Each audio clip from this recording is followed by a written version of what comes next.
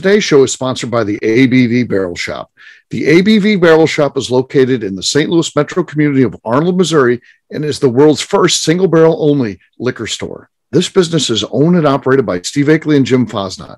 Head over to abvbarrelshop.com to sign up for their email and text distribution list. That way you'll know what they have in stock, what classes are coming up, and what barrel picks they have in the works. We are also sponsored by The Bar to Go. The Bar to Go offers a fully customizable carrying case that allows you to take your favorite distilled spirits or cocktail ingredients with you. Whether you're looking for yourself, a customized gift, or logo items for your business or event, The Bar to Go can help. Check them out at thebar2go.com. Use the number 2 when you type out The Bar to Go. Did you know Neely Family Distillery now ships its popular distilled spirits directly to you? To order, simply call 859-394-3258. Tell them the ABV Network sent you. And now, on to the show. Let's drink!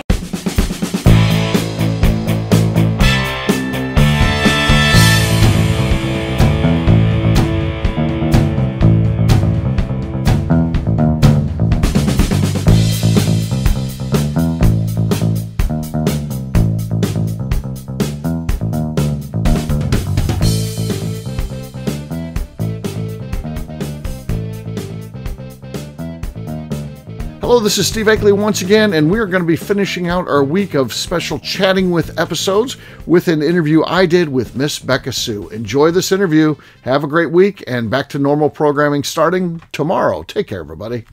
All right, everybody, welcome to Chatting With. I have a great guest today. It is Miss Beka Sue, a.k.a. Rebecca Neely. How you doing, Becky? This is going to be your shortest show yet, Steve. You just hang up. I would still release that. I mean, I have to show the true story. So I would. That would have been actually probably the funniest one, the shortest, but the funniest. Just click. Okay, well that wraps this one up. People are like, wait a minute, I have to subscribe to download the. I got to pay for this. What the heck's going on? Yes, you do.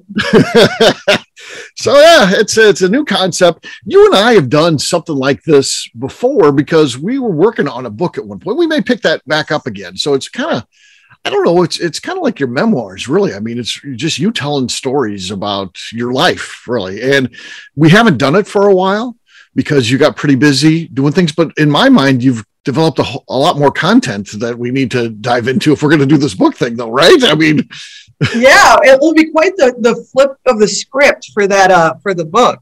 Yeah, it took a twist. We had no idea. I would say. Yeah. So it's been a crazy. What do we want to say? It's a year and a half, a little bit over a year and a half, I guess. It's over that. Well, I guess it's closing in on 2 years, right? That when you two kind of started flirting. I mean, there was always a degree of tension there between you two because you liked Royce and Royce behind the scenes liked you. But again, that wasn't anything. You guys just did the shows and, there was no movement on there. Yes. Right, I never spoke to him. Right. I just give him a lot of shit. Like I actually have a cutout picture of Royce's head that I had put onto a cutout picture of one of my friends that was wearing the cutoff short overalls that I had made, which I had originally made as a joke towards Royce.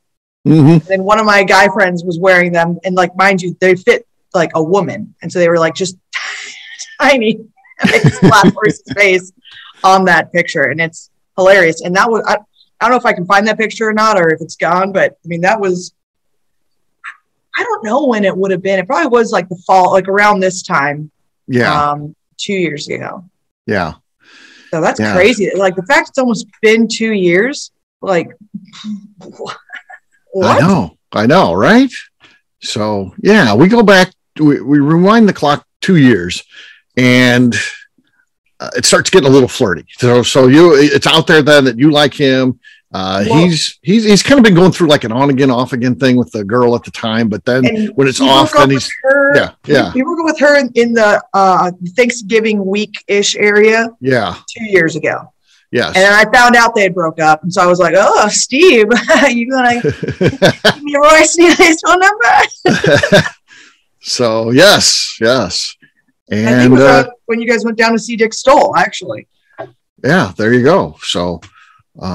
Then Yeah, that was the first time you guys ever chatted casually, right? I mean, Yeah. Again, you knew each other well from the shows and all. You weren't strangers by any means, but it's just, just getting to kind of know one another a little bit better came through all that stuff. And then you do start dating. But again, what happens, what really seals it is meeting one another. And that happens finally in Key West 2 years ago. So, that ends up being the big thing, right? Yeah. The Distiller Summit. Yeah. Went down there. And Royce almost didn't make that. He had, did he get like two different, he had one where he had a flight cancellation. Then he had one where it got delayed to the point where it might be canceled, but he did ultimately make it down there. So he was like late on, he missed the first day and he was like really late on day 2. And then he was finally going, but yeah. Yeah. Cause he got there late on Friday evening. Yeah. And his first flight, like you said, was canceled. And the second one, like some guy died on the plane. Yeah. And they had to land. And then they took everyone. I don't know if he died, but I think he had a heart attack at least. I mean, I guess we don't really know the full, like, we don't know the rest of the story. Yeah. So, and then he showed up late on Friday night, which I was completely blacked out on Friday night. Yeah. We podcast. I don't even know if we released that one. That might have been one that was so bad. Sometimes they're so bad. I don't think that there's a chance. I don't think we released that. So, but we did podcast. I mean, we had like a huge group too. So so we went around the table. I don't know how the sound quality would have been on that. Yeah, exactly. I don't know either because that's when you guys said that Eddie had one of the greatest mustaches in bourbon, and I was super annoyed with Eddie. Yes. And we were just hanging out at your guys' hotel drinking, and I just got completely blitzed. Yes. And then the next day. So that ruined your chances of anything kind of sparks that night. And then the next day you got sick, right? We had to do a barrel pick. Was that Saturday when you kind of got sick and that threw you off that night? And everyone, like, people are like, oh, well, you were hungover. Oh, you drank too much on the barrel pick, which I did not. No, you didn't. Yeah. I was not hungover. I was fine because I went home relatively early because I was wasted. You got a weird thing where you can't drink at least that type of rum, right? Is there any rums you can drink? Yes, and that's what doesn't make any sense. Like, I don't know if it's like I don't know what. Some are sugar cane based, some are molasses. You got to figure out which is the one. I need to talk to someone who actually makes it. Like, I need to talk to some of our guys and see like what different types of like sugars or whatever are they putting into rum, and like why is it? Papa Pilar's makes me absolutely sick, and that's not a dig at. It's just I have some sort of allergy. Yeah. And so I was sitting. I very much intentionally sat right next to Royce during the barrel pick. Yeah. And then you get sick and you have to go back to the room. I was sitting there and I'm like drinking these and I'm like, oh no, I am getting sick. And so I'm like trying to eat some like oyster crackers. I tried to have some water. I even went to the bathroom at one point and was going to make myself puke. Yeah. But I didn't and I should have probably would have saved me. But I was like, we're sitting there and we get done. And everyone is just standing talking, and it's like they're just wandering around, and it's like, oh, we're gonna take a picture, but everyone's still talking, and no one's like getting together for the picture. And I'm standing there just trying to not vomit at this. That's the worst feeling, isn't it? You just try to hold it together. Horrendous. And I'm just standing there, and I'm like, oh God, this is so bad. We take the picture, we're all leaving. I think everyone's going to Heidi and Jim's, and I see Royce was in the front of the pack. And I see him step to the side and kind of wait. And I think, or at least what I picked up as like what I was noticing was that he was waiting so he could walk with me and talk to me. And he stops, he kind of like says something to me. And I was like, all right, well, bye. And I just took off. Right. Ditched. So I'm sure in his mind, he thinks, well, then that's it. There's no chance here. Yeah. So, but you did rally. You did rally after some downtime. You had some downtime, but then you rallied and then you joined us, the group again, dinner time or so, and then I actually had to find my brother who was wasted already. Imagine that. Yeah. And also, that's when 3 fucking cruise ships had pulled up at the same time, and so you had 0 service on your phone. So trying to get an Uber or a Lyft was impossible because you didn't have any service because all the cell phone towers were overwhelmed at that point because there's 3 cruise ships. Yeah. That were getting ready to leave. And so finally we somehow get an Uber and I'm just holding my legs, trying to make it back, run inside. puke my guts out. And then I set an alarm on my phone for every hour to see like how it, and I was like, I slept and I'd wake up every hour to see if I was feeling better.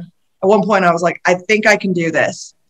And Eddie was excited because he was going to just like, if I wasn't going to get better, he was going to go up by himself. But, you know, it's more fun to go with your buddy. And so I look at him at about 9 o'clock and I'm like, I am just going to get ready. I still feel horrible, but I think that if we go and like I try to eat and I have like some wine or something, I'll feel better, which is exactly what we did. Then we met up with you guys. Yep. It's the back part of Sloppy Joe's. Yeah. We met up at. Yeah, exactly. Yep. And that's We're hanging out there. And that's when Royce dropped his cigars out of his back pocket and I put them in mine and I told him if you want them back, he could come get them. Well, there you go. Then we drank for a little bit at the world's smallest bar, and then I went to bed because I was flying home early the next morning.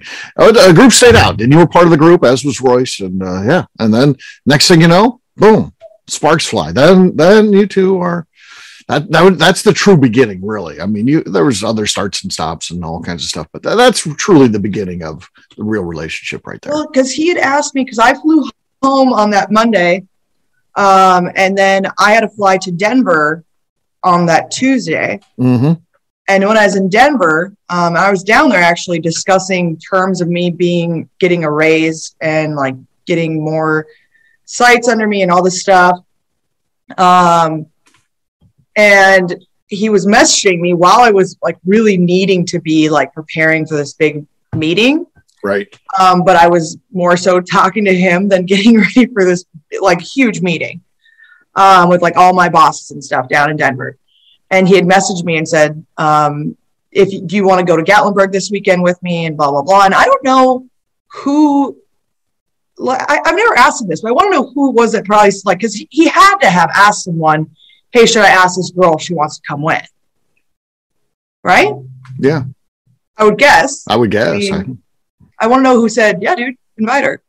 And so he did invite me. And I flew back from Denver the next day. And then I flew back. I think I landed at like 10 o'clock at night on that Thursday. And then I flew to, I had to be up at like 5 a.m. to fly out to Kentucky on Friday. Mm-hmm. So it was all quick. But I think he wouldn't have done that. I don't think that I'd be sitting in my house in Kentucky right now.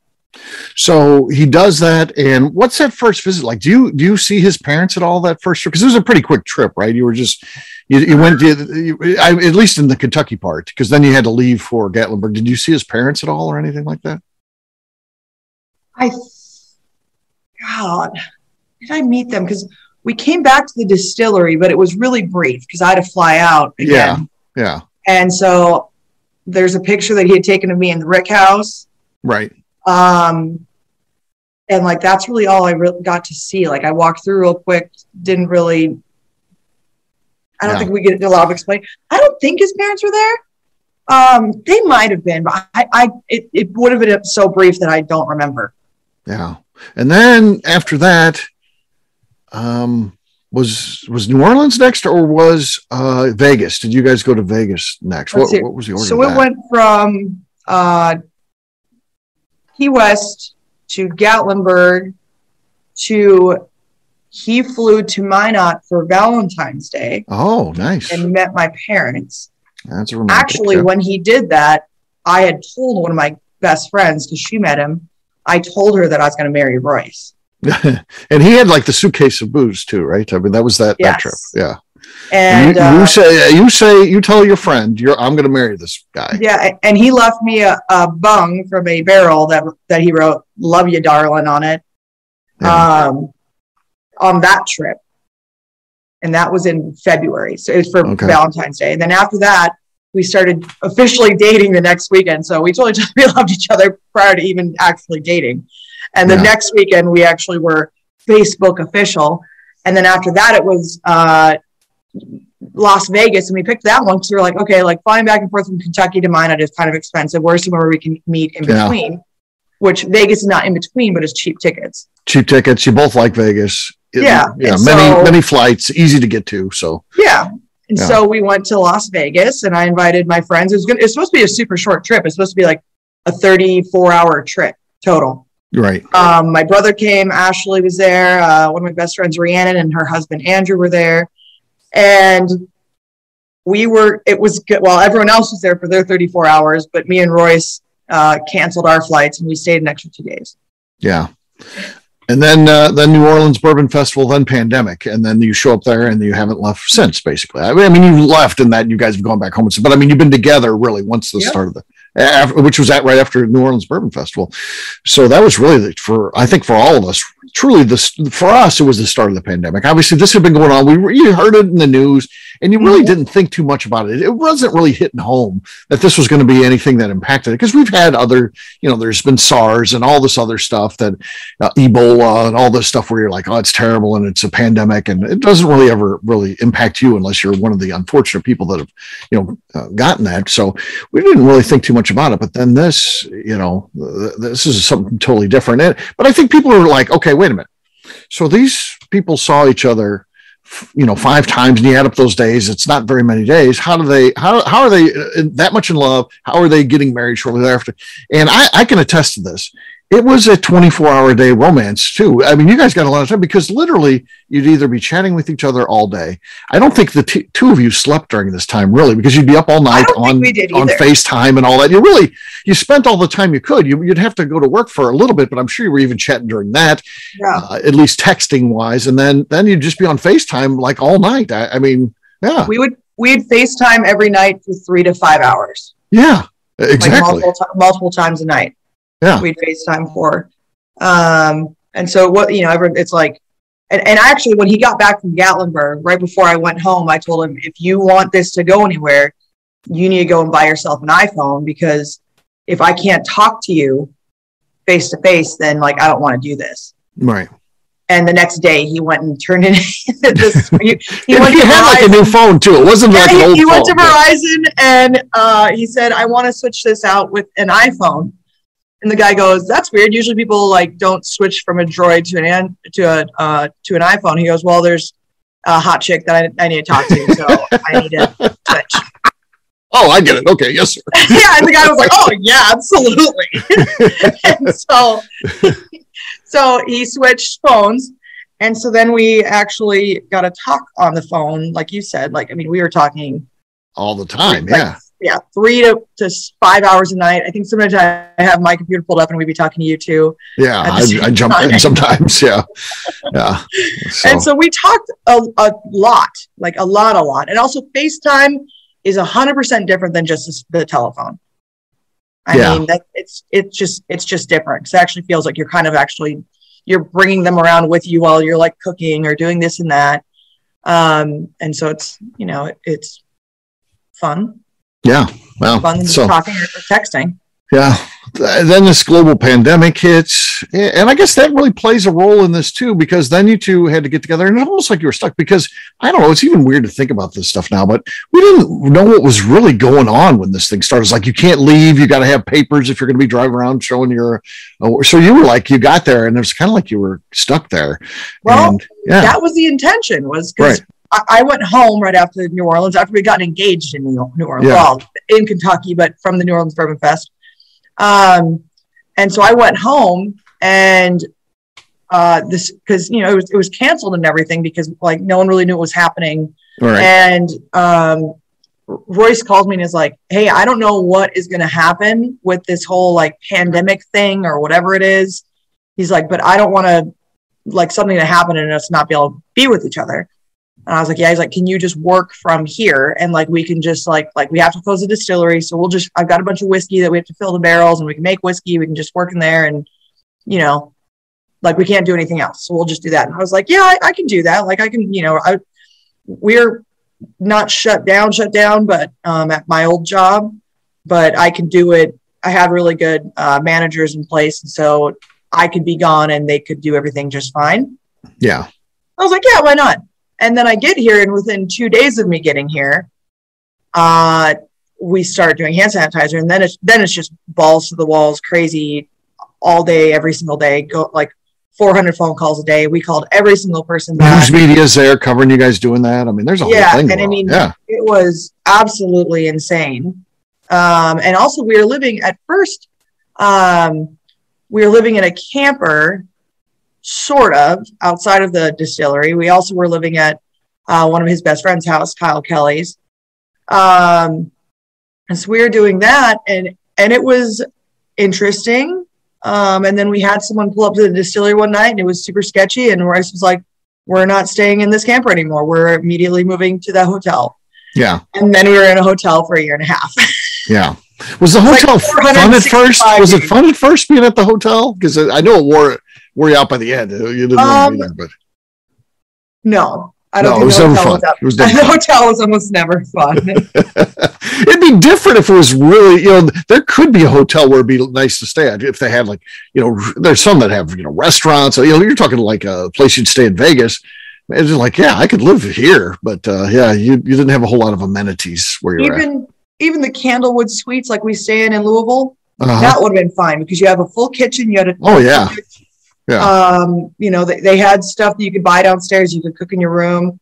That would have been okay. But we didn't even have that. And on top of that, the pool was even closed, and like the workout room was closed, and the hot tub was closed because of the pandemic. And so you couldn't even do those type of things at the hotel. Yeah. Not that I really want to be in the Ramada's pool anyways, but still, it wasn't even an option for almost the entire time we were there. Right. So it was very exhausting. And learning how to, I came across a video just 2 days on my phone of me using my, you're going to think this is disgusting, Steve, using my iron, my clothes iron to make myself a grilled cheese sandwich. Oh, God. Unbelievable. It worked great. We probably could have at least bought a toaster for in there, but that was something we didn't do. But it just was a nightmare trying to eat healthy for a little while, and we did, and then it just got exhausting eating pre-made salads, and it sucked. Yeah, it sucked, right? Yeah, and there's no space for anything as well. Yeah, and it was a pretty big room, but still, we didn't have any room. Yeah. Yeah. Well, now you got plenty of room. Oh, now you're in the house and plenty of room there. Now we have actual room, and it's fantastic. It's glorious. Yeah. Yes. That's good. Go different places in the house and not even have to hear each other or bother each other. Like when I'm podcasting, Royce can go to the downstairs the hot tub, or he can go sit upstairs in our bedroom, and that's fine. We're out of each other's hair if we need to be. Yeah. Right. Yeah, which is good. That's perfect, right? Yeah.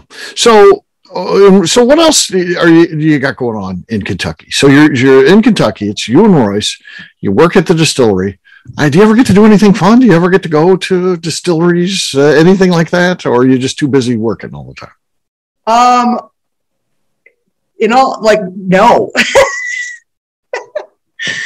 For the most part, we just work at the distillery. I really the only times I really go and do anything in Kentucky is when family or friends come down, and I feel obligated to bring them to go do cool Kentucky things, but it's cool Kentucky things that I've never done. Right. Yeah. And then when it comes to going to different distilleries, even, why did I go to Buffalo Trace? Well, you were here and Eddie was here, and so you got us in at Buffalo Trace. Yeah. Maker's Mark. I went to Maker's Mark because, Amy Akeley, the famous Amy Akeley, she got her VIP tickets, of course. And so she brought us to Maker's Mark. Limestone Branch, I went there because we did a barrel pick there. Yeah. Peerless, I went to Peerless because my friend Chelsea was here and I thought I should bring her to a distillery. So that's why I went to Peerless. I went to Nulu because Mandy Kaplan brought me with a barrel pick. And then all the other, I haven't gone to any of the other ones, I don't think. I think that's the only ones I've been to. Other than driven by some other ones, been in their parking lot. We didn't go inside because it was Sundays and too early. But really, most of the time, the only reason I go and do the cool things is because I have someone else here. And we when we do something, it's usually we leave and we go to somewhere else. We go to Florida, and that's where we have our fun times at, I guess. Yeah. Sometimes it's just working in the gift shop and dealing with some absolutely fantastic people and then dealing with some terrible people. And then for the most part, just dealing with people. So, right. So here we are, we're at the holiday season here, and you've got a new house. Are you going to be doing any holiday decorating at the house? Absolutely. Okay. Yes. That'll be happening soon, I would guess. Yeah. Like I'm hoping we're going to get a railing up. I'd like to put some lights up like on our railing. Yeah. That'd be cool. Yeah. That would look really good for the road there too. Yeah. And so, I don't think we'll be putting any like all the way to the peak of the house. Right. I wouldn't want to be up there. No, that's pretty high. Although my father-in-law does have a boom truck. And so it's not impossible that we can put lights up, but it would take quite the convincing, I think, from me to my father-in-law or Papa, or if I just had to do it myself. But I don't think that will happen, at least not this year, with it like all the way to the peak of the roof. But I would love that. I'd love to be able to put tons of lights on the house, on the front of it, just because you come right around that corner towards on this highway, and it's like it would be right there. Yeah, this light. But I will have. I'll probably get another tree for upstairs. I've got a tree for down here.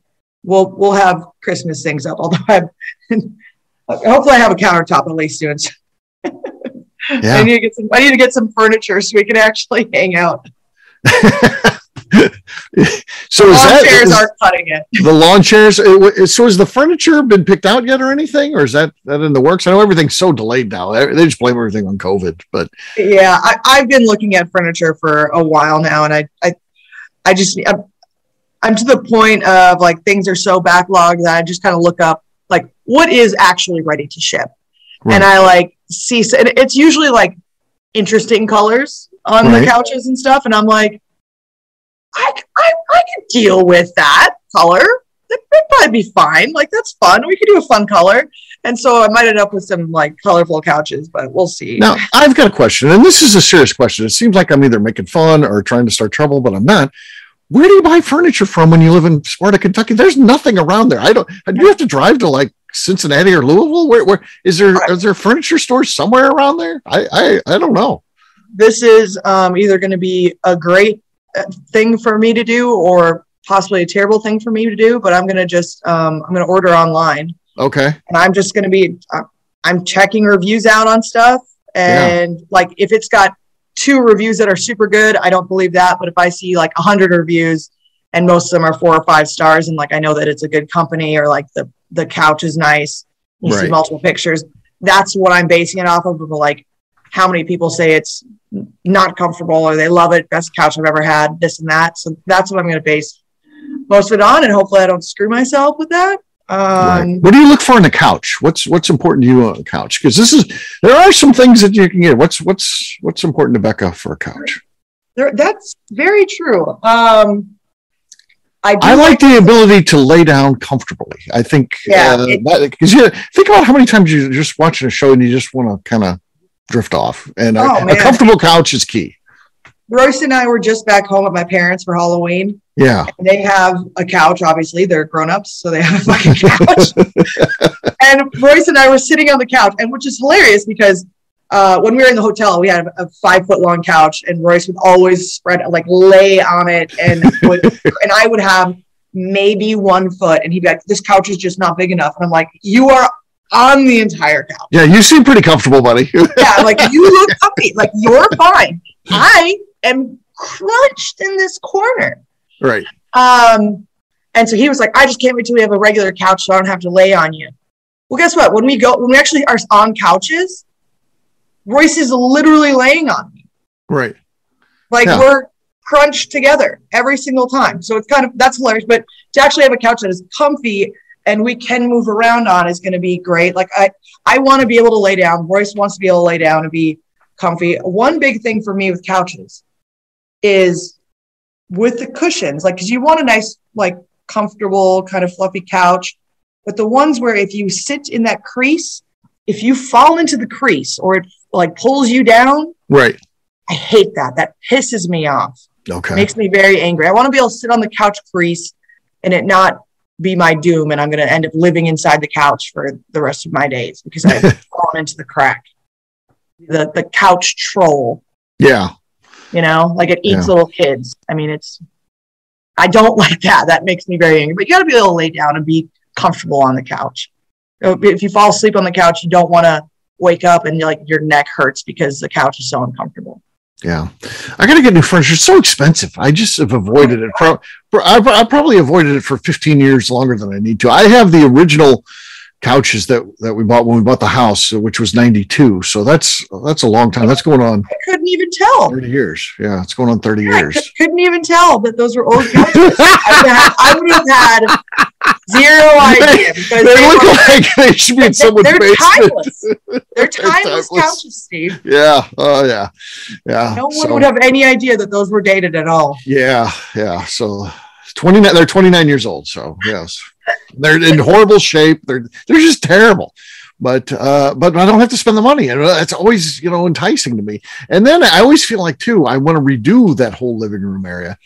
And, you don't want to buy something too soon and then it doesn't match with what route you're going with. So eventually I'll get there, I guess. Yeah. And we're sitting on just regular, luckily I kept 2 chairs from my house. Yeah. Because otherwise we would just be sitting on lawn chairs probably as well. Yeah. You can do anything with recliners. And if so, what's your stance on recliners? Do you like the ones that have the massage stuff in it? Do you like the ones that have like the hidden TV trays and all that kind of stuff? Or just like a standard recliner? I'm not into recliners. Okay. Not into recliners. I don't want recliners in my house.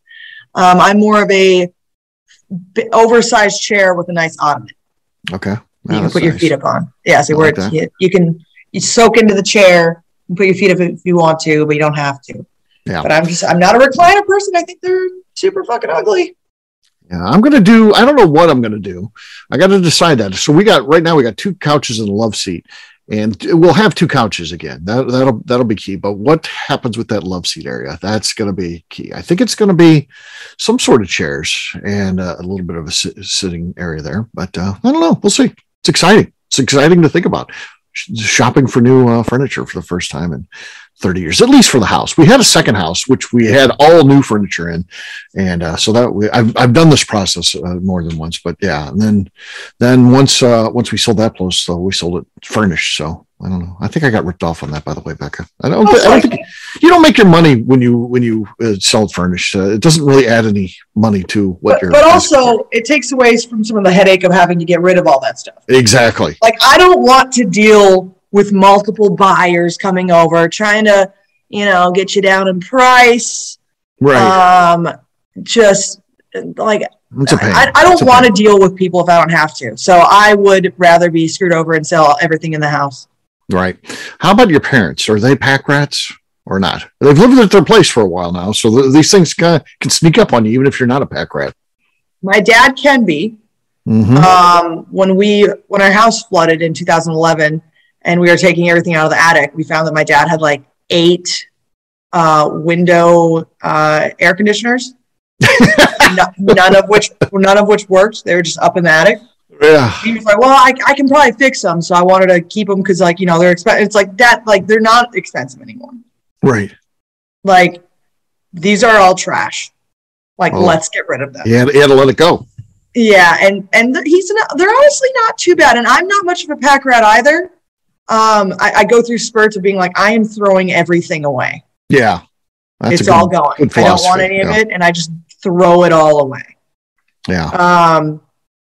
Especially if you haven't thought about something, like if you're going through your closet, you're like, I haven't even thought about this thing in forever. And it's like, well, then you probably don't need it. Yeah. Toss it, get rid of it, throw it away.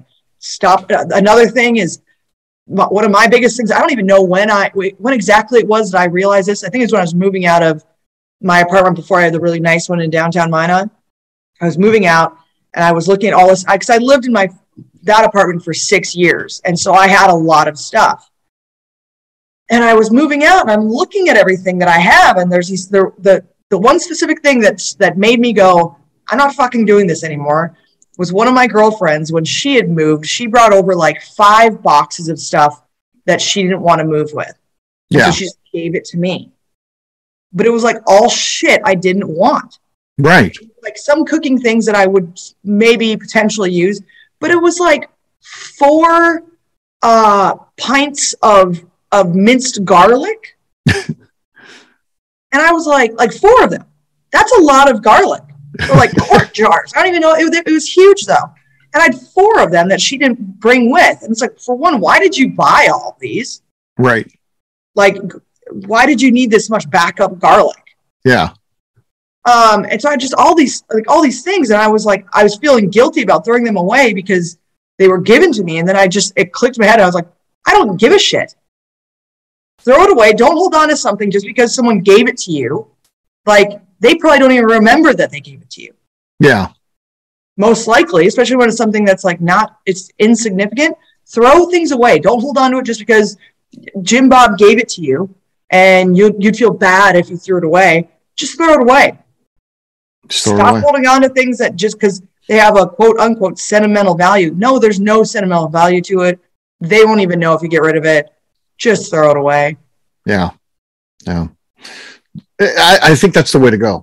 But like my mom, her house is terrible. They've been in that house for 54 years. So my parents bought it. Obviously it's just my mom now, but and it's so much stuff, and they've gone through a couple purges here and there through the years, but my mom is like, you can deal with that when I'm gone. I'm like, oh, thank you. Thank you. It's going to be me. And then my sister lives in Alaska. She's not going to have to deal with any of that shit. And she'll probably be on my ass. Where are we at on this? Oh, okay. I so look forward to, that day. Gosh, damn, there's so much shit. And, that's why when I moved here, I tried to go through a bunch of my stuff and just get rid of it before even bringing it here. Yeah. And now that my stuff was sitting in storage for a year, like now when I'm going back through it again, I'm like, okay, I held on to this because for some reason I thought maybe I'd need it. I don't need this. Throw it away. Yeah. So I'm doing double purging of stuff from like feeling like you need it to actually knowing now, like, I don't need that. I need to just throw this stuff away. Right. Hey, this is Steve, and you're enjoying our special Chatting with week of the Bourbon Daily. We're going to take a quick break, and we'll be right back.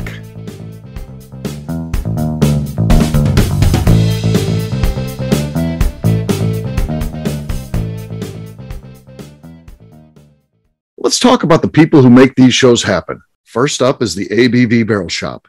It is the most unique shopping experience in the world of bourbon, as the ABV Barrel Shop only sells single barrels. Owners Steve Akeley and Jim Fosnot select. With over 100 distilleries on board to sell us barrels, we are home to the most unique and diverse barrel pick selections in the bourbon world. By signing up for our email, you will always know what we have in stock. In addition to the single barrels, we'll have a gift shop featuring ABV Barrel Shop as well as ABV Network merchandise. We are partnering with vendors like Art Eatables and Old Man Bay Signs to bring you unique items you can't find anywhere else. We will also have a 24-seat classroom where we are offering educational and fun classes like Breakfast and Bourbon, a series where we pair donuts and bourbon, customer barrel picks, and opportunities to learn from master distillers and other bourbon dignitaries. Best of all, we feature a tasting bar where you can try before you buy. All of this is located in the St. Louis metro community of Arnold, Missouri. If you are in the St. Louis area, please stop by to say hi. If you're traveling in from outside the area, please take advantage of our hotel rates with the Drury Inn and Pear Tree Inn, less than a mile from our shop. This can be done via the links in our Visit St. Louis section on our website. Head over to abvbarrelshop.com to plan your trip. The ABV Barrel Shop. It's where single barrels live. Hi, this is Steve Akeley, owner of the ABV Network. We're sponsored by the Stave and Thief Society. This is where you, a bourbon enthusiast, can expand your knowledge and emerge a bourbon steward. In 2017, I completed my Executive Bourbon Steward certification. It's the most comprehensive bourbon certification program available and connects you with an expansive network of bourbon enthusiasts and professionals.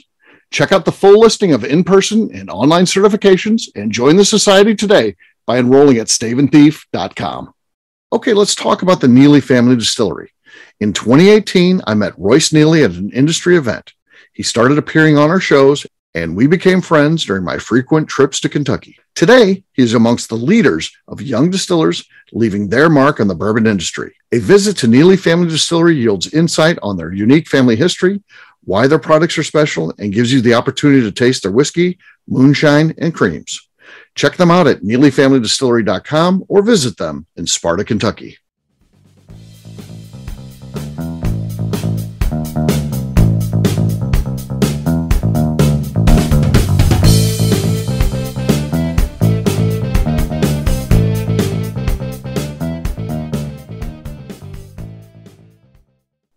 This is Denny Kennard, and my alter drinking Edo is Freddie Miller. I'll drink to that. So you and I, we just talked about a couple of years ago, but you and I have known each other for a couple of years before that. And then we started podcasting together. And I don't know, take me back to what all that was like from your perspective, because it's always interesting to hear different people's perspectives. So I reach out to you about this video. You and I start talking. I invite you to be on a show. And that happens with a lot of people. I invited a lot of people to be on the show, but I don't invite everyone to be a regular co-host. So tell me a little bit about, that part of it, and then just being a regular on the shows. When you first asked me to be on the shows, it was because of my dime swallowing incident. Yes. Yeah.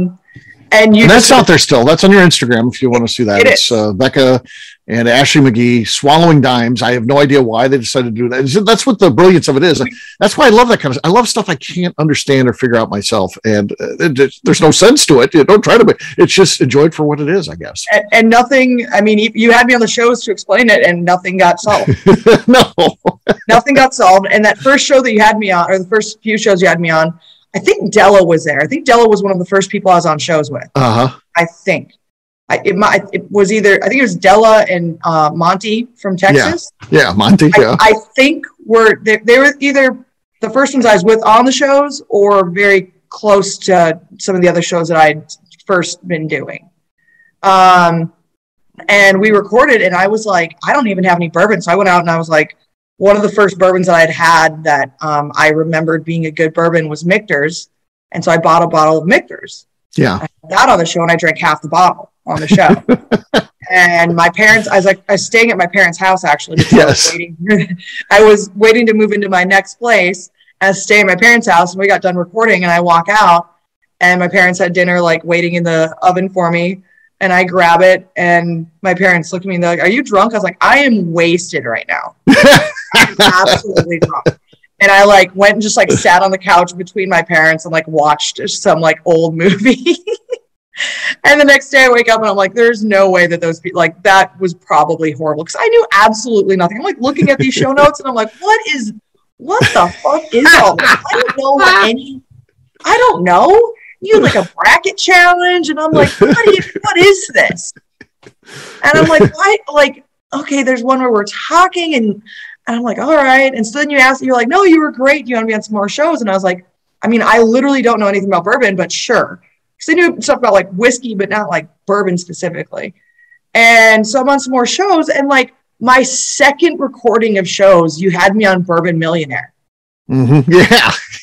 That's a bad move, right? And I was like, it's really pretty in-depth trivia, and I make it hard because I don't want to give away bourbon, so it's tough.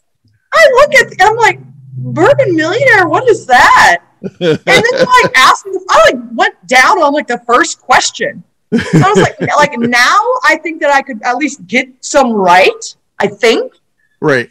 I would hope I'd be able to get some right now. But you asked questions, and I'm like, what the fuck? And then as we recorded more and more of these shows, and you had more and more Bourbon Millionaire shows, I started realizing that you start off, as opposed to the real Millionaire show, you start off with the hardest questions and then go down into the questions towards the end, and they get easier. So I need to go back the first two rounds. Well, Weebreak didn't even get past the first round, didn't he?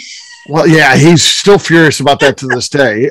I threw him what I thought was a softball. I asked him about the size of his, because he asked that at everyone. He's so into that. He literally asks that anytime he even tell me on a tour. He's like, "Well, what's the diameter of their column still?" That is something so I asked him about that, and he got it wrong, and he's just got it wrong. So I was like, I was like, okay, so what? But whatever, I'll be on these shows. So much more now. I bet you if I just, you could say, well, if you write the questions, well, yeah, you're going to write them so she can get them. No, I'll go back and listen to previous episodes and ask questions I already asked, and we'll see how you do. I'll do that. I'll go back to one of the shows, and it'll start with the first question I asked them all the way up to the end. And we'll see how you do. We'll see if I can get any right. I would hope I can get some right at least now. Yeah. How many I'd get right, I don't know, but I think I can at least make it. I hope I can get past the first fucking round at least. I would hope I can get past the first round. So you're at home. What do your parents even say about all this? Are they like, this is crazy? What are you doing? They're just like, this is just okay. Yeah, and I was like, I don't know. I was like, it's some podcast, I guess, and some whatever. guy. There's some guy. Some guy. I was like, I know we follow each other on Instagram for a few years. Like, I don't know. They're like, oh yeah, that sounds perfectly sane. Like he seems nice, so whatever, and like it's kind of fun to like go on the shows.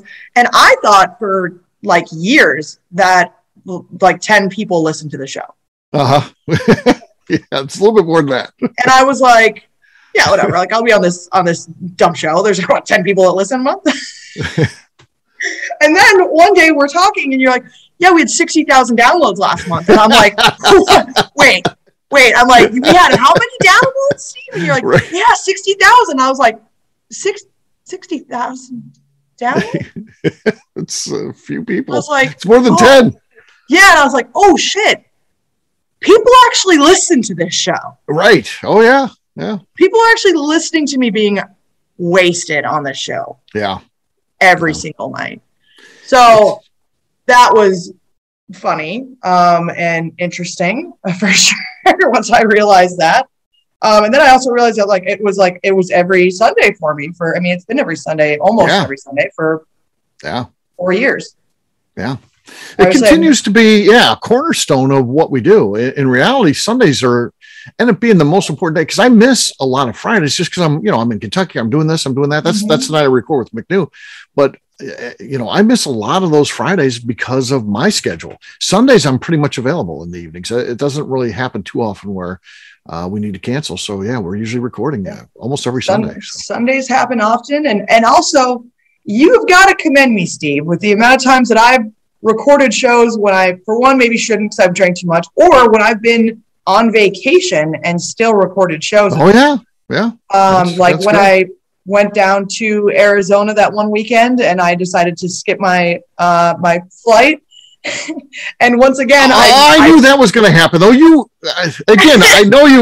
I know you, and then Instagram or maybe you sent me a text. I don't know, but it was like, you were. I posted a video at a club at like 2 a.m. and I was supposed to be like, and I saw this. I was supposed to be leaving at like 4 a.m. Yeah, and you're like, I'm just pregame and it's 2 a.m. I'll be on my flight at 4. I'm like, no, you're not, and you didn't. You didn't make it. I just stayed, and that was pretty funny because then I went out and I bought myself. I think I got Makers or I got Michter's again actually when I was down there as well. And that's when I was doing my we rate my bourbon collection. Rate my bourbon. Yeah. And I was like, I don't have them with me, but I think I have a picture and I can like figure out what I've got back there. And like now my rate my bourbon, which still even that I did not have that much stuff. True. It was still pretty early on in my it's totally different now. You're definitely into it, and totally different than when we first started for sure. Yeah, I had just this tiny little like 32 by 20 shelf that had like 10 bottles on it. Yeah. So, because you have to present 10, and you didn't have much more than that, so it's basically almost rated your whole collection. Yeah. So, and of course we had Webrink and Bronner on that one. Sure, professionals. Katie from, I think she was at Woodford Reserve, I think. Yeah. Oh, yeah. She's not allowed to come on anymore, Katie Farley. The company won't allow her to. Fair. I don't remember who else was on with us. I'd have to think about it, but someone else was on there too. Yeah. But that was also interesting. And I still podcasted. I was like, well, I'm supposed to podcast today, so I better podcast. And I sat outside in Arizona trying to avoid scorpions to record with you. Yeah. You and I, we've recorded together long enough, and, it feels like, and of course it's rotating. We always have people come through. A lot of people want to come on the shows, and it's almost like you categorize them. It's like, okay, this person we can have on every once in a while, and this person, we want this person as much as possible. And this person, it was good. Thank you for coming on. So you kind of feel those. And of course, I don't know if you get a feeling for these as they're happening, but just a couple that have really been standouts that come on a lot and I really like, and you like get them on. And we'll talk about, the ones you want as much as possible, like, Katie. So it's Katie Joyce. So she's been great. She's funny. She comes in prepared. She's knowledgeable. And then, but in a different way is also fantastic. We just started having on Danny. My God, Danny. My Lord. Yeah, it's something. Yeah, there's definitely, and you got to feel out which ones are appropriate for what you're recording that night. Right, exactly. Yeah. There's some times where it's like, maybe this guy was not perfect for this particular Yes. And there's other times where you're like, I really wish we would have had that person on tonight because they would have been the perfect amount of, like, sometimes, this is not a knock at anyone, but there's sometimes where you want someone who is super knowledgeable on there because you need to talk about interesting, like, deeper things. And there's sometimes where we're just being shitheads. And so you have the shithead crews on there. Yeah, exactly. You're like, oh, what's the best flavor descriptor of bourbon? Anybody can do that. Then we can have, they don't even have to drink. Yeah, but you do at least need like fun people on those shows too, especially when you are talking about things that are, we sometimes talk about just garbage. I mean, we talk about a fucking, a Glencairn cleaner for right, exactly. I love when it's and it turned into like a great show. But how does that turn into a show? I sit there all right. I mean, like, really I looked at that. It's like, this is so fucking dumb, Steve. How could this be a show? It worked out. It's a show. Yeah, the funniest thing I get from people when I tell them I'm on a daily show about bourbon, they're like, how do you have that much to talk about with bourbon every single day? And I'm like, well, I mean, it's not like just that. It's like bourbon and us just being like ridiculous and like getting drunk. And like, I've got like, I assume anyways, I've had quite a few people in the distillery who I give my card out to and I tell them to listen. And I'm like, just, like I'm telling you it's about bourbon, but like it is a lot of us just being like drunk. Right. And talking about bourbon. And a lot of them are like, no, that's great. That sounds perfect. And so they take my card and they're like, can't wait to listen to it. I'm like, I wonder if they listen. I'm like, did these people like tune in and they're like, these people are stupid? Yeah. Or were they like, yep, this is funny, and now they're listening. I feel like under that scenario, it's good. I feel like you give them a card and say, hey, I do the show, and it gets kind of crazy. I think that they're like, oh yeah, she is funny. I like her. But if they just tune in, I don't think we're a good show just to randomly find on iTunes or something and be like, oh, this Bourbon Daily, I'll listen to that. And then there's these people getting drunk. You don't know who they are, and we're laughing and. Yeah, sometimes the show's out of control. It's like, what the hell is this? I don't like this. I would think that's what happens to us. Incredibly confusing if you didn't know what was going on. And like, it's like hopping into a series right in the middle of the series. Yes. And then we talk about stuff like everyone should know, like we talk about the Robinsons. Well, what's the Robin? If you've never listened to the show, you don't know any of the characters. Now all of a sudden they're talking about people that aren't even on the show. Like we should know, like the Robinsons. Are they in the bourbon industry? Do they own a distillery? No. They're just fans of what we do. They're part of the family. They're just not on the show. The Robinsons, okay? We love the Robinsons. They're not on the show, but you should know that, listener. Yeah, and if you have no idea what you're listening, like you just hear, you'd be like, who the like if you listen to the show, like who's the greatest super fan? Who the fuck are these people? That'd be the worst show to tune into. You're like, I don't know what they're even talking about. Yeah. Who even are any of these people? Yeah. Oh, they're all important people to us. Yeah. We don't flinch. We just do it. We throw it out there, and hopefully we get enough people to be like, oh, I'm along for this ride. Okay. Yeah. Yeah, and I mean, we had some guys in the other week. This is always the weirdest thing for me. And it will continue. It will always be weird. It will never not be weird for me. When we're in the distillery and someone will talk to Royce or something, or someone will talk to one of the guys, and they'll say something about like, I've heard you on like the Bourbon Daily or whatever. And Royce, and now the guys do it too. They go, oh, well, Miss Beka Sue's here. Do you want to meet Miss Beka Sue? And it's just funny every single time because like I don't know, like I'm awkward, and I'm like trying to not be awkward.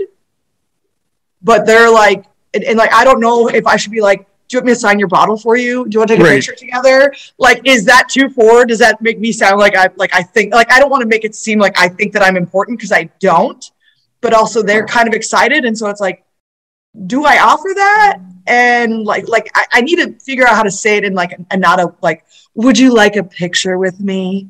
Yeah. Well, maybe. And it's like, that's fine. Like, and like, do I say that to them so that they don't have to ask? But also is like, that's a little bit full of myself thinking that they want one.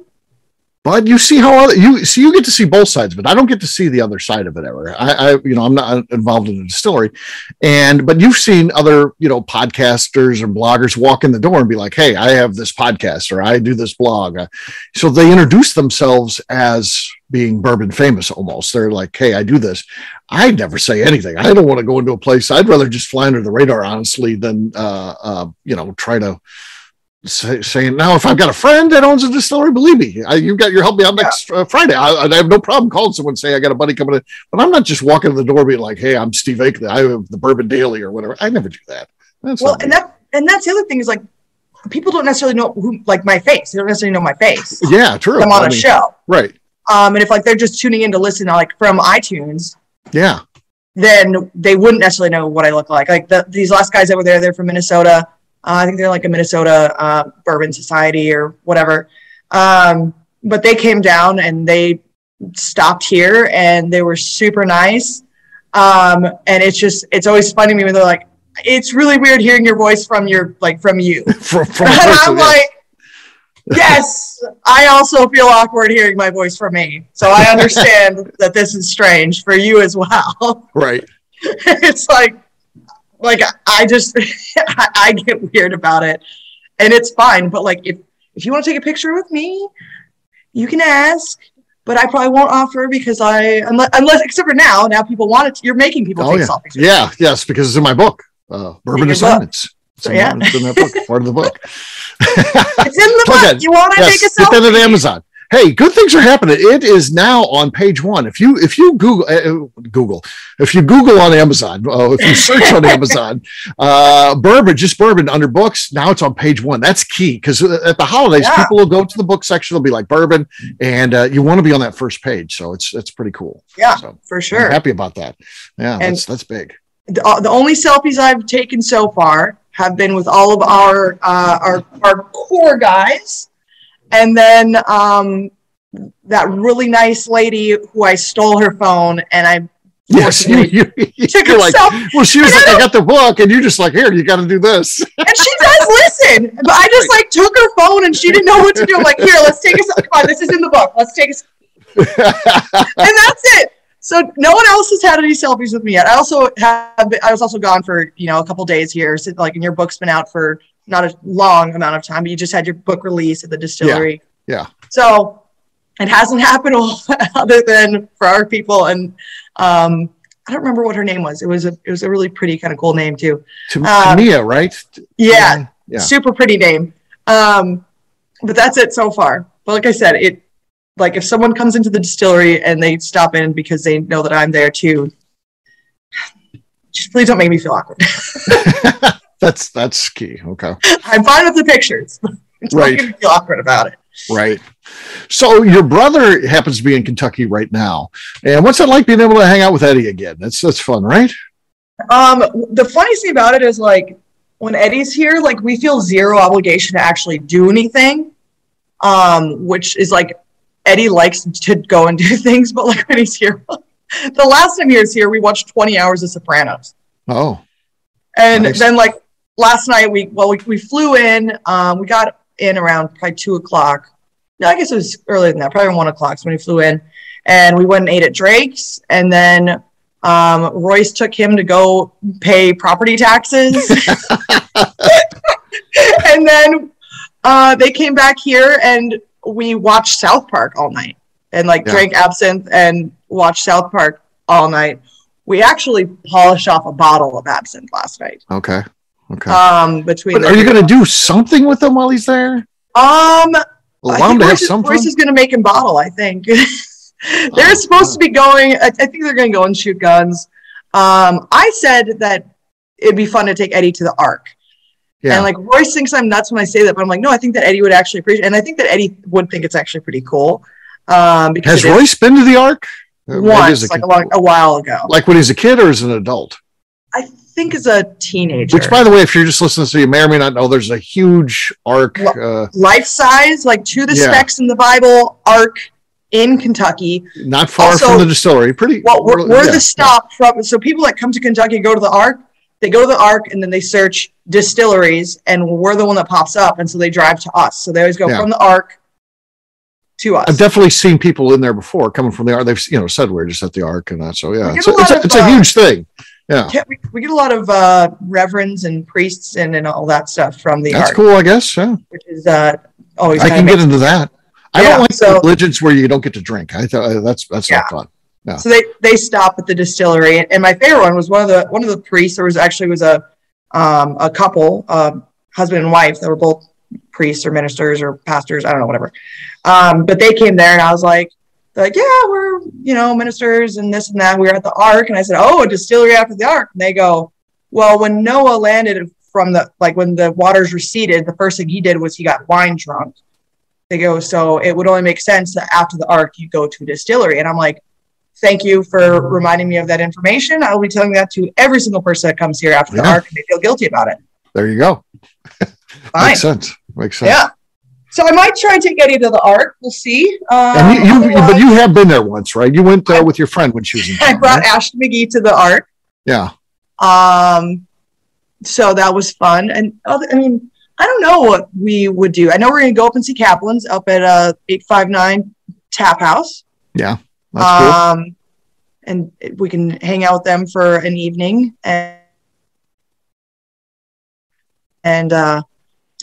I don't know what else we're going to be making. We're doing our next batch of absinthe, so we're going to be coloring that today. Eddie kind of just likes hanging out with Papa, and here's the thing: Earl loves Eddie. That means Eddie's a good worker because he doesn't like. Yeah, and he knows his name. Like when I tell him that Eddie's going to be coming here, he asks me the date, and he remembers the date. Whenever I tell him Eddie's coming here, he's like, "Oh, okay, it'll be a good day. Eddie will be here." Yeah, yeah. So Papa likes two types of people. One, hard workers. Two, well, I guess three. Family. He likes family, so we'll just throw that out there. He likes family. He likes hard workers, and he likes people he can make fun of. I fall in the he can make fun of me. You're missing number 4. What's that? Anyone who spends a lot of money. Oh, true.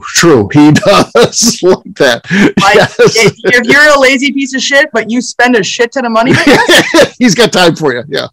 Earl loves you. Yes, this is true. Absolutely. That's probably his favorite one out of all of those. True. You spend your money with us, and then a hard worker. Well, family, obviously, top. Well, let's forget about the family part because we don't want to put that in. But people make fun of. He loves people making fun of people, but his favorite people are ones that spend money at the distillery. It's true. Yeah. He's such a character. He's like a cartoon almost. He's, driving around. If he sees something for free, he's got to go check it out and throw it in the back of his truck. And he's just, I don't know. He's just one of the most unique people that you'll ever meet for sure. He's got a cell phone now, which is exciting. Yeah.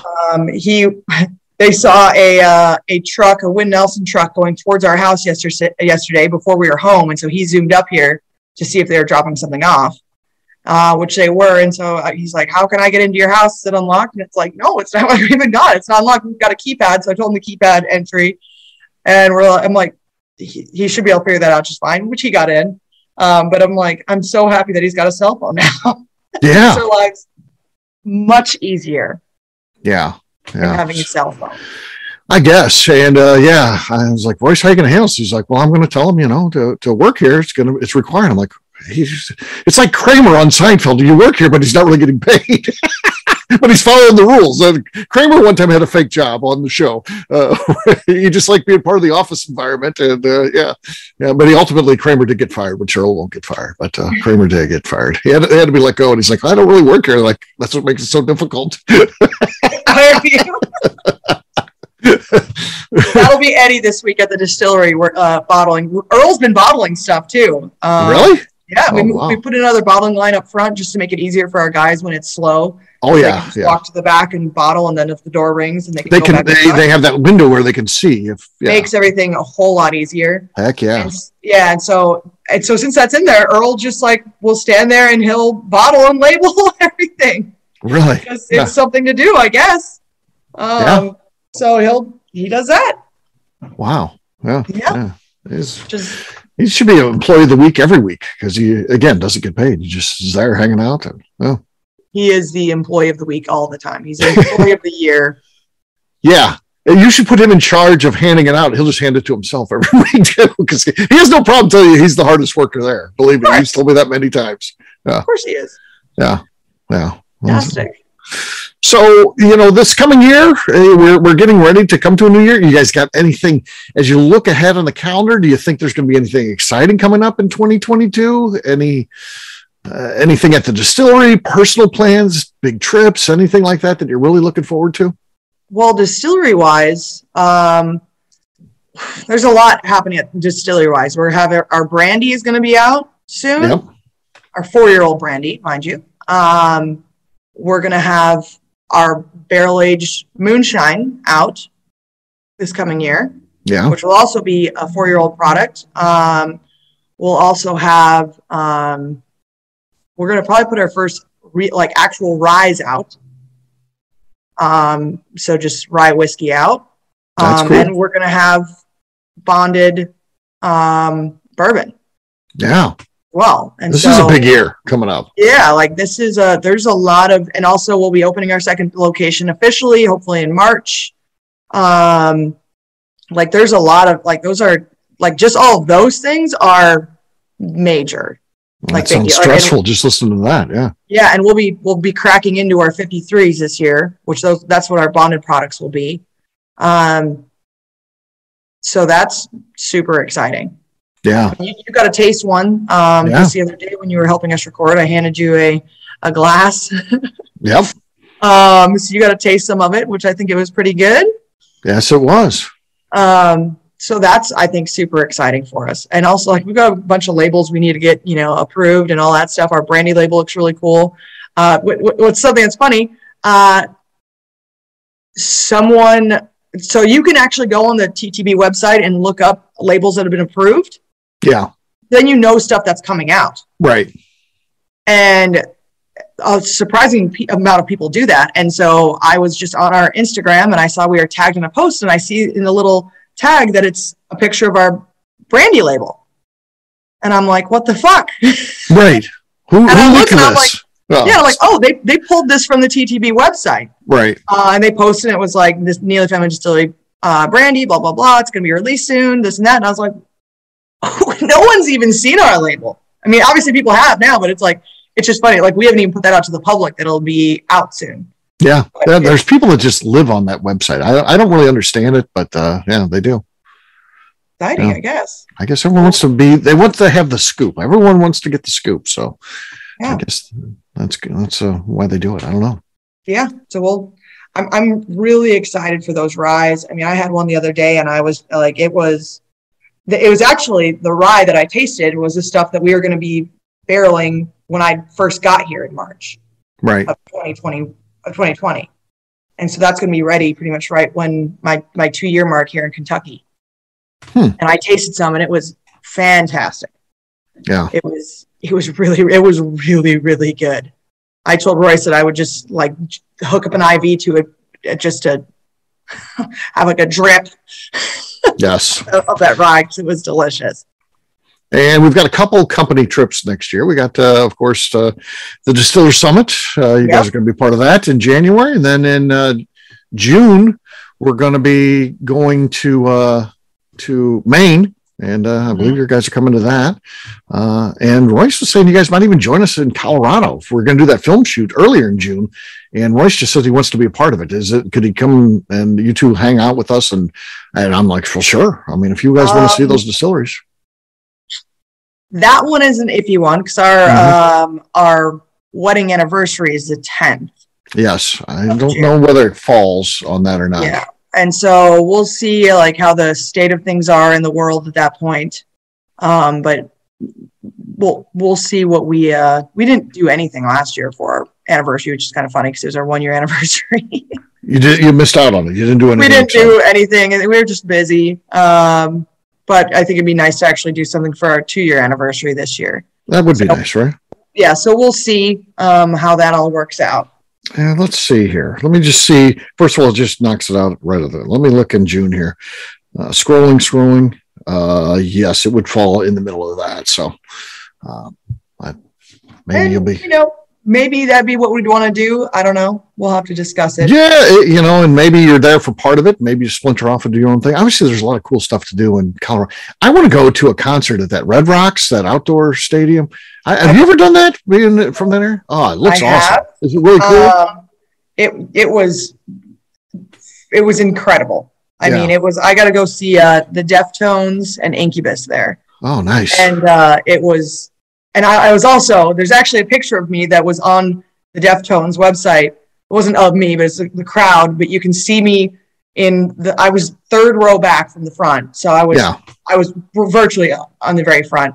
And I just have my hand straight up in the air, just giving the rock on. And you can tell it's my arm because it's just covered in tattoos. And it's just straight up in the air. Straight up in the air. But it was so cool. Going to a concert there, that's something that everyone should do at some point in their life because it's really, really cool. Yeah. There's kind of a whole trek to get up there just to get into the venue itself, and it's beautiful. So yeah, we need to work on that when we'll have to see who's playing when we're in that area because we're going to be kind of all over Colorado. So, and we do have a day of downtime in the middle of it, so we're supposed to get some just different beauty shots and just trying to get the landscape of Colorado because that's a big part of the Colorado distilling scene is the landscape and how beautiful it is and the mountains and all that kind of stuff. So yeah, I mean, Lenny even said he's like, just all the space we have here is like crazy. Like tons of space. Yeah, he has a totally different setup than most, but man, it works well for him. So, but he's in a very small building and everything's in there as tight as can be. And then there's just a little open area at the front where you sit and you can drink, but then he's got this open, covered patio area, which is really, really nice. It's a great setup for a downtown location.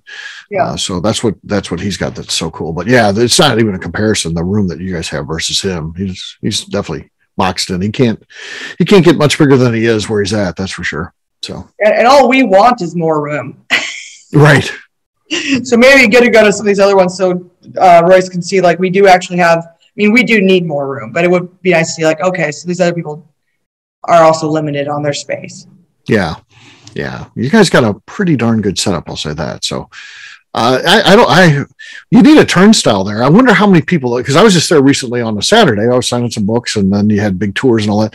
I wonder how many people went through there that day. There's no way to know because you just know it's big based on, I'm sure the cash register, that's a good way to measure things, but it doesn't tell you exactly how many people because not everybody buys things and stuff like that. So man, it was a lot of people. Yeah.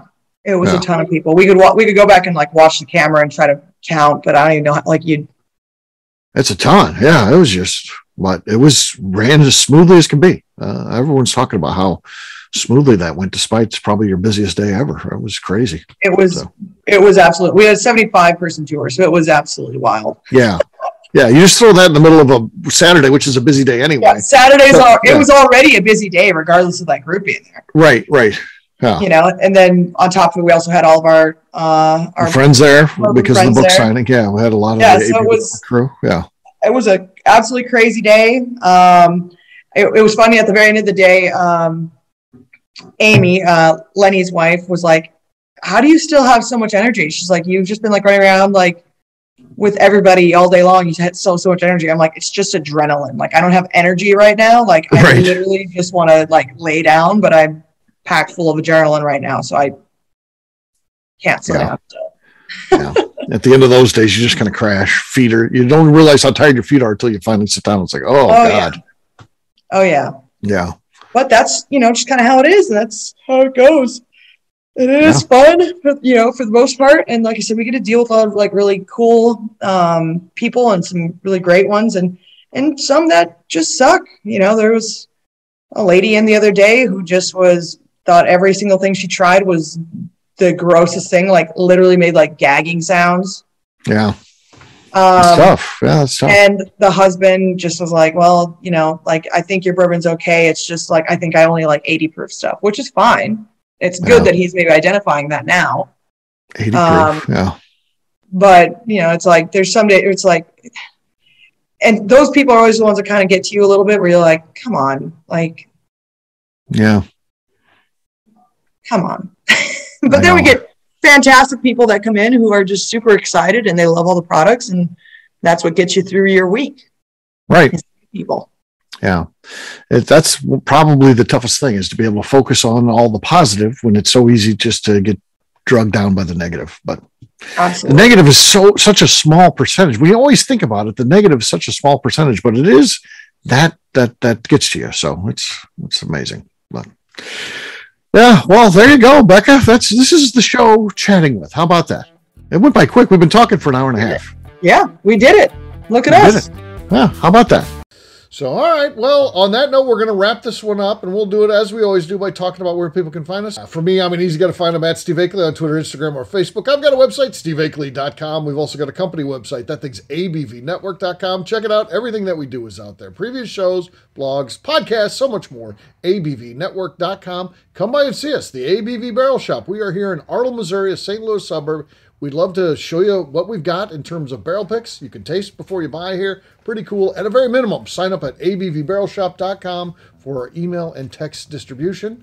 And please get involved with the show. Head over to patreon.com/the ABV Network and give us a 5-star review. It helps new people find the show. That's pretty darn important to us. On that note, we will let you go for today, but we'll have a brand new show for you tomorrow. Looking forward to that. Until then, take care, everybody. See ya. Peace.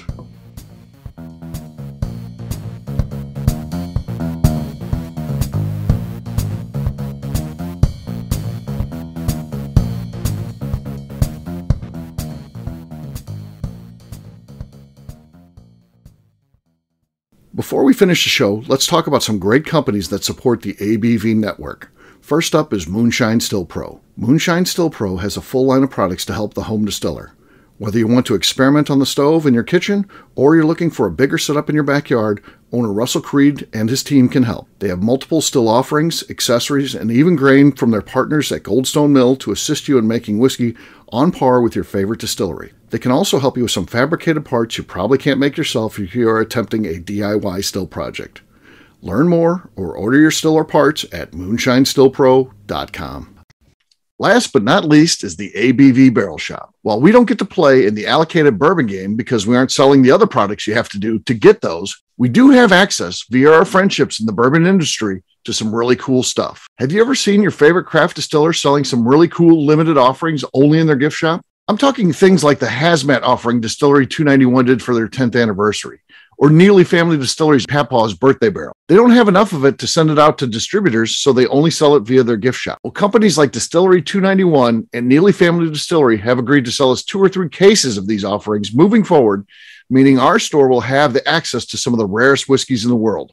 Way more difficult to come by than the allocated bourbon offerings with a national release. Yes, they will be extremely tough to come by, but if you're a customer of our store, you'll have a chance to get them. Get signed up for our email or text list over at abvbarrelshop.com so you don't miss out.